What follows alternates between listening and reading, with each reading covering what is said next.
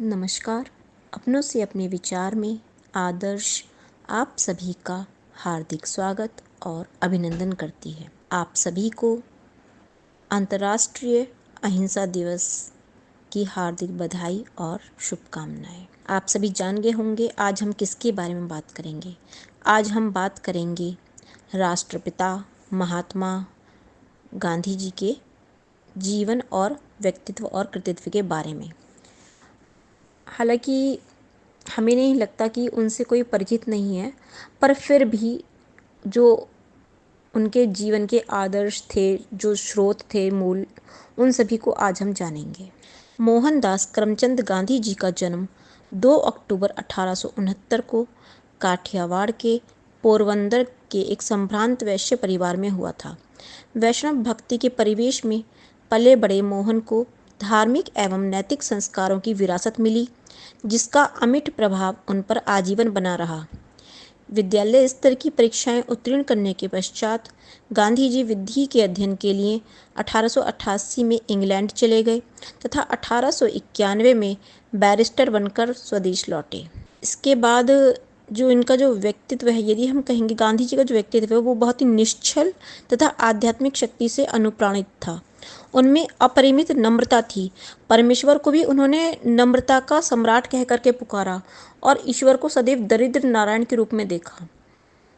और जो उनका जो जीवन था, यदि गांधी जी ने स्वयं ये भी कहा है कि मतलब उनके जो जीवन है, उनके विचार को, मतलब गांधीवाद कोई नया दर्शन नहीं है, ना ही कोई इसको एक मार्ग जरूर हम कह सकते हैं, क्योंकि उन्होंने अपने जीवन में सत्य को माना, और सत्य को तो सभी धर्म मानते हैं, सभी संप्रदाय मानते हैं।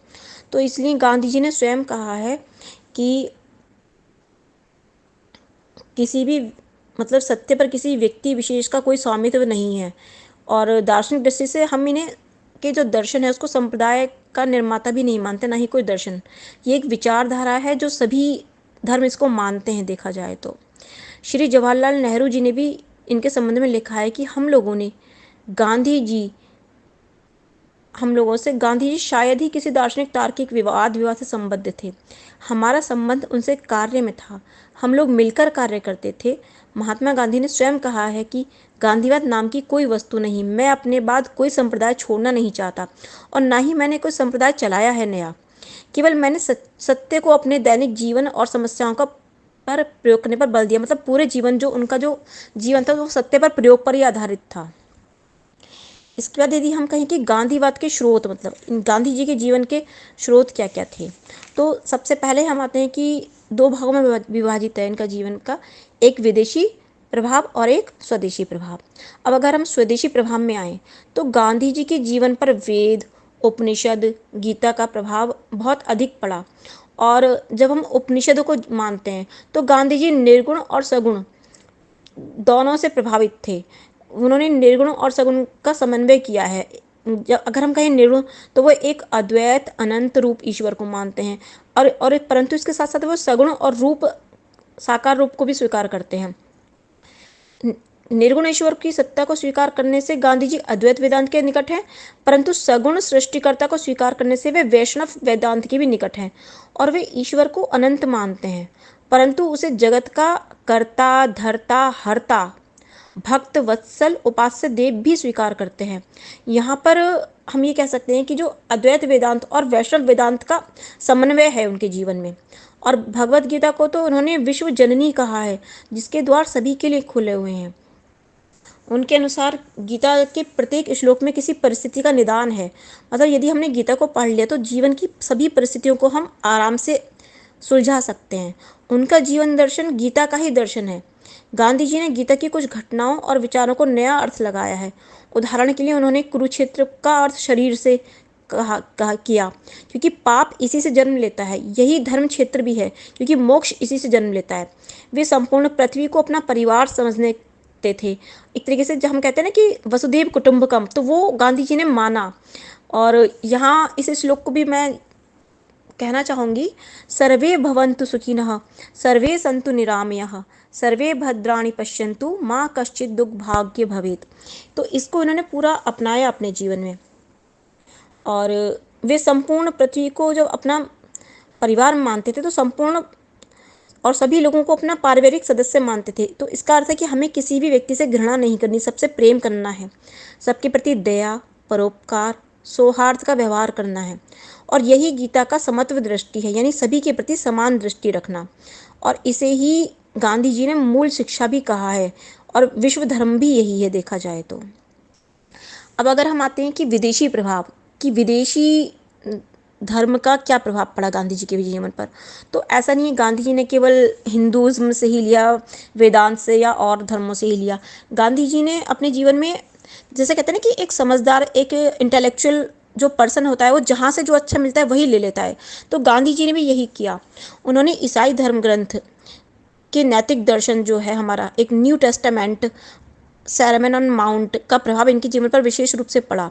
और वो ईसा मसीह के इन वाक्यों से तो बहुत अधिक प्रभावित थे। जैसे कुछ सेंटेंस है कि हे प्रभु उन्हें क्षमा करें क्योंकि वे नहीं जानते कि वे क्या कर रहे हैं। Father forgive them for they not know what they do, ये बाइबल में लिखा गया है। फिर इसी तरीके से यदि कोई तुम्हारे एक गाल पर तमाचा मारे तो उसके सामने दूसरा गाल भी कर दो। If a man smite thee on one cheek turn to him the other also. अपने शत्रुओं को भी प्यार करो, लव योर एनिमीज। बद्दुआ देने वाले को भी दुआ दो, bless them that curse you. जो तुमसे घृणा करते हैं उनके साथ भी अच्छा व्यवहार करो, do good to them who hate you. फिर जो तुम्हारे साथ अत्याचार करते हैं उनके लिए ईश्वर से प्रार्थना करो, pray for them they despitefully use and persecute you. मतलब हमें हर व्यक्ति के प्रति एक सद्भाव रखना है और उसके अच्छे की ही कामना करनी है। फिर यदि हम ले वेस्टर्न में ही लाओस से कन्फ्यूशियस, तो इनका भी इनके जीवन पर प्रभाव पड़ा। जैसे लाओस से अक्सर कहते थे कि जो मेरे प्रति अच्छे हैं उनके प्रति तो मैं अच्छा हूँ ही हूँ, पर साथ साथ में उनके प्रति भी अच्छा हूँ जो मेरे प्रति अच्छे नहीं हैं। तो इस चीज़ को गांधी जी ने भी अपने जीवन में अपनाया। और कन्फ्यूशियस क्या कहता था कि मनुष्य को दूसरों के प्रति वैसा ही व्यवहार करना चाहिए जैसा वे अपने प्रति दूसरों से चाहते हैं। मतलब वैसा व्यवहार हमें दूसरों के साथ नहीं करना चाहिए जैसा हम चाहते हैं कि दूसरे हमारे साथ ना करें। इस चीज़ को ऐसे भी कह सकते हैं। फिर रस्किन और टॉलस्टॉय का भी प्रभाव पड़ा। अगर हम कहें कि जैसे गांधी जी ने अपने जीवन में शारीरिक श्रम को बहुत महत्व दिया और यही आगे जाके बेसिक एजुकेशन का जो क्राफ्ट एजुकेशन का आधार भी बनी। रस्किन की जो बुक है अन टू द लास्ट से गांधी जी ने शारीरिक श्रम के महत्व को सीखा। और टॉलस्टॉय की बुक में ईश्वर का साम्राज्य आपके भीतर है, यानी God is with in you को पढ़ करके ये आस्तिक बने। इसका मतलब जब हम हर व्यक्ति के अंदर ईश्वर को देखने लगे। फिर डेविड थ्यूरो से गांधी जी ने सविनय अवज्ञा की शिक्षा ली। और इसके अतिरिक्त इस्लाम थियोसॉफिस्ट विचारकों से भी ये प्रभावित हुए। और इसी के कारण महात्मा गांधी जी ने अपने जीवन की कहानी को सत्य पर हमारे प्रयोग नाम दिया। इस प्रकार से अब यदि हम आए इनके धर्म पर कि भाई धर्म को का क्या कहा, तो इन्होंने विश्व धर्म को माना। और इन्होंने कहा भी है कि धर्म से मेरा तात्पर्य किसी परंपरागत धर्म से नहीं है, अपितु उस धर्म से है जो सभी धर्मों का मूल है और जो हमें सृष्टा का साक्षात्कार कराता है। इस पर उन्होंने फिर से कहा है, मैं धर्म से हिंदू धर्म नहीं समझता, वरन वह जो हिंदुत्व की परिधि के परे है, जो मानव स्वभाव में परिवर्तन ला देता है, जो मानव का संबंध सत्य से जोड़ता है और जो आत्मशुद्धि का साधन है, वह मानव स्वरूप का शाश्वत पक्ष है। और यदि मनुष्य इसको आत्मसात कर लेता है तो वो तब तक अशांत रहता है जब तक कि वह अपनी आत्मा को सत्य ना समझ ले और सत्य रूप ईश्वर को जान ना ले, अभिव्यक्त ना कर ले। इसका विश्लेषण करके ही गांधी जी ने धर्म के भी कुछ लक्षण बताए हैं जो इस प्रकार हैं। पहला, धर्म मानव के शाश्वत स्वरूप की अभिव्यक्ति है। दूसरा, धर्म आत्मोत्थान का सोपान और आत्मशुद्धि का साधन है। फिर धर्म स्वभाव परिवर्तन की शक्ति है। धर्म में एक आंतरिक अशांति या आध्यात्मिक प्यास की अनुभूति होती है। मतलब जो धार्मिक व्यक्ति होता है उसे हमेशा आध्यात्मिकता की प्यास होती है। जैसे कहते हैं ना कि दार्शनिक क्या करता है, who has thirst for knowledge, तो जो आध्यात्मिक व्यक्ति होता है उसे आध्यात्म की प्यास होगी जो धार्मिक व्यक्ति होगा। फिर धर्म का आंतरिक लक्ष्य जीव और शिव, आत्मा परमात्मा का योग, और इसे ही ईश्वर प्राप्ति कहते हैं। इसके बाद धर्म को विवेक मूलक मानने के कारण गांधी जी धार्मिक परंपराओं के स्थान पर धार्मिक मूल्यों को महत्वपूर्ण मानते हैं, क्योंकि उनका मानना है कि जो धार्मिक मूल्य हैं वे शाश्वत हैं, पर धार्मिक परंपराएं शाश्वत नहीं हैं। और ये भी कहा है इन्होंने कि धार्मिक मूल्य जो होते हैं वो स्वतः प्रकाश होते हैं, इन्हें किसी संप्रदाय की अपेक्षा नहीं है, क्योंकि जो कोई भी संप्रदाय होगा वो सत्य जैसे धार्मिक मूल्यों को मानेगा ही मानेगा, इसको कोई भी धर्म मानने से मना नहीं करेगा। इसके बाद मार्ग की यदि हम बात करें कि गांधी जी ने धर्म पर जाने के लिए किस मार्ग को अपनाया, तो गांधी जी का जो परम धर्म है वो सत्य का आचरण ही सर्वोत्तम धर्म मार्ग, यानी मार्ग क्या है जो हमें हमारे लक्ष्य तक पहुंचाए, और इसके लिए दूसरे शब्दों में साधन है जिससे साध्य की प्राप्ति हो, वो क्या है, सत्य है। धर्म तक पहुंचने का मार्ग इन्होंने सत्य को माना। और इसके अतिरिक्त अब यदि हम इनके कुछ जनरल चीज़ों पे आए, ईश्वर के प्रति इन्होंने क्या कहा, और धार्मिक सहिष्णुता। तो धार्मिक सहिष्णुता मतलब हम अपने धर्म का तो सम्मान कर रहे हैं, पर हम सामने वाले के धर्म का भी सम्मान करें, इसी को धार्मिक सहिष्णुता कहते हैं। तो गांधी जी में धार्मिक सहिष्णुता भी कूट कूट कर भरी हुई थी। उनका कहना था, मैं वेदों में एकमात्र ईश्वर में विश्वास नहीं रखता, मेरी धारणा है कि बाइबल, कुरान और जितने भी धर्म हैं उन सब में ईश्वर प्रेरणा है, और उतनी ही है जितनी वेदों में। इससे स्पष्ट होता है कि गांधी जी सभी धर्मों को समादर की दृष्टि से देखते थे। उनका विश्वास था कि धर्म तो ईश्वर तक पहुंचने का मार्ग है, और सभी मार्गों से ईश्वर की प्राप्ति हो सकती है, अतः सभी मार्ग ईश्वर प्रणीत मार्ग हैं और सभी समान हैं। और इस पर इन्होंने स्पष्ट करते हुए कहा भी है कि सभी धर्म सत्य हैं, सभी धर्मों में कुछ भ्रांतियां हैं, मुझे अन्य धर्म उतना ही प्रिय है जितना हिंदू धर्म। और ये कहते थे कि हमें ईश्वर से प्रार्थना करनी चाहिए कि हमें ऐसी शक्ति और प्रकाश दे कि हम एक श्रेष्ठ मनुष्य बन सकें। मतलब हम जो भी हैं, अगर हम हिंदू हैं तो श्रेष्ठ हिंदू बने, हम मुसलमान हैं तो हम श्रेष्ठ मुसलमान बने, हम ईसाई हैं तो श्रेष्ठ ईसाई बने, मतलब हम जिस भी धर्म को मान रहे हैं उसकी श्रेष्ठतम को हम प्राप्त कर सकें। फिर इसके बाद ईश्वर के प्रति इनके अंदर बहुत ही अटूट आस्था थी। एक बार तो इन्होंने यहाँ तक कहा था कि यदि ये पूरा संसार भी अनिश्वरवादी हो जाए ना, तो भी वे एकमात्र ईश्वर के साक्षी रहेंगे। उन्होंने कहा था कि मैं जल और वायु के बिना तो शायद रह सकता हूँ, पर ईश्वर के बिना नहीं रह सकता। और यहाँ तक कहा कि तुम मेरी आँख निकाल सकते हो, परंतु और उससे मैं नहीं मरूंगा, मेरी नाक काट सकते हो, मैं उससे भी नहीं मरूंगा, परंतु ईश्वर पर मेरा विश्वास गया तो मैं मर गया। यानी ईश्वर पर पूर्णतः आस्तिक मतलब विश्वास था इनका, और ईश्वरवादी थे ये। और गांधी जी ने ईश्वर को निर्गुण निराकार भी माना और सगुण साकार भी माना, दोनों ही रूपों को माना। तो इस तरीके से हमने इनका आध्यात्मिक रूप तो देख लिया और विचारधारा भी देख ली। अब थोड़ा सा हम जानेंगे कि इन्होंने अपने जीवन दर्शन में और किस किस को माना। जैसे जो मेन थे इनके जीवन दर्शन में, वो थे सत्य, अहिंसा, निर्भयता, सत्याग्रह। सत्य के बारे में गांधी जी ने कहा था कि यदि कोई व्यक्ति मन, वचन, कर्म में सत्य का प्रयोग करता है तो उसे ईश्वर की प्राप्ति अवश्य होती है। उनके अनुसार मनुष्य को विचार में सत्य, भाषा में सत्य और कर्म में सत्य होना चाहिए, यानी मन, वचन, कर्म से सत्य होना चाहिए। फिर दूसरा पॉइंट, अहिंसा। अहिंसा प्रत्येक प्राणी के विरुद्ध द्वेष भावना का अभाव है, यानी हम किसी को भी जानबूझ के कष्ट ना दें, तो यही अहिंसा है। और इस पर स्वामी विवेकानंद ने, नहीं इसको तो चलिए हम बाद में बात करेंगे। फिर नेक्स्ट मतलब निर्भयता। निर्भयता का क्या अर्थ है? समस्त बाहरी भयों से मुक्ति, जैसे बीमारी का भय, शारीरिक चोट का भय, मृत्यु का भय, संपत्ति विहीन होने का भय, अपने प्रियजनों की मृत्यु का भय, प्रतिष्ठा खोने का भय, अनुचित कार्य करने का भय आदि। तो जब मनुष्य ईश्वर को मानता है तो वो इन सब भयों से भी मुक्त हो जाता है स्वतः ही। फिर सत्याग्रह। सत्याग्रह का मतलब क्या है कि विरोधी को कष्ट देकर नहीं, अपितु अपने आप को कष्ट देकर सत्य का समर्थन करना, मतलब holding fast to truth in all situations of life. इसके बाद यदि हम कहें इनकी मेटाफिजिक्स की बात करें गांधी जी के लिए, कि गांधी जी ने जीवन में सत्य क्या माना, तो इन्होंने देखा जाए तत्व मीमांसा की यदि हम बात करें तो इन्होंने ईश्वर को निर्माता, पालनकर्ता, संहारक सभी माना है, और जीवन के भौतिक और आध्यात्मिक दोनों ही महत्व को महत्व दिया है।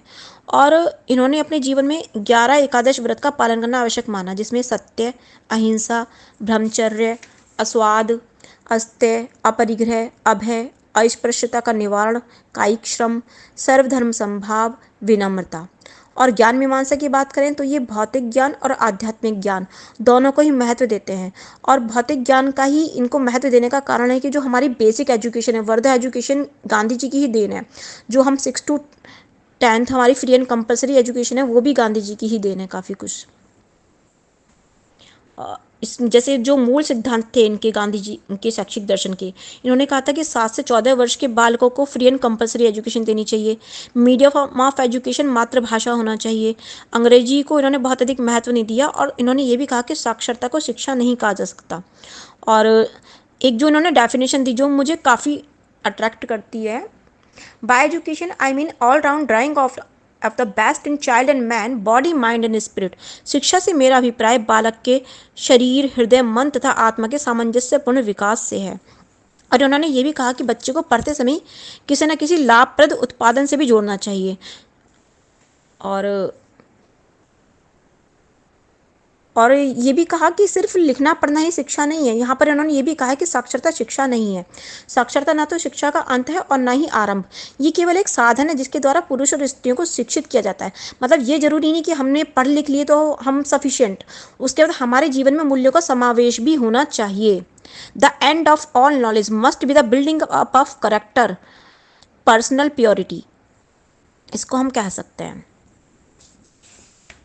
मतलब जो जीवन का जो उद्देश्य होता है, वो पूरे ज्ञान का जो उद्देश्य है वो उत्तम चरित्र का निर्माण करना होना चाहिए।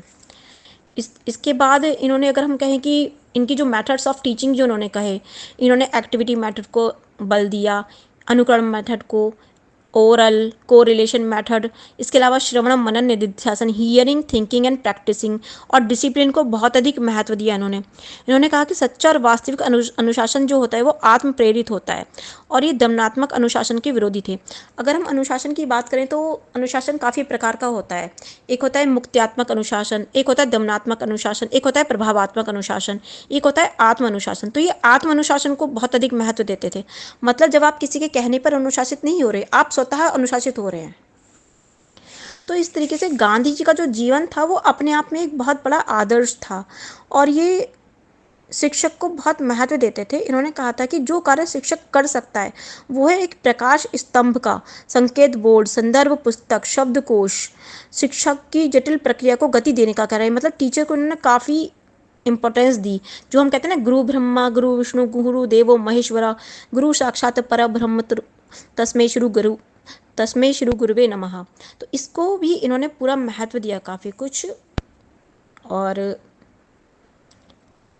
कुल मिला के हम यही कह सकते हैं कि गांधी जी ने, और स्वतंत्रता दिलाने में तो सभी जानते ही हैं कि उनका बहुत अधिक योगदान रहा है।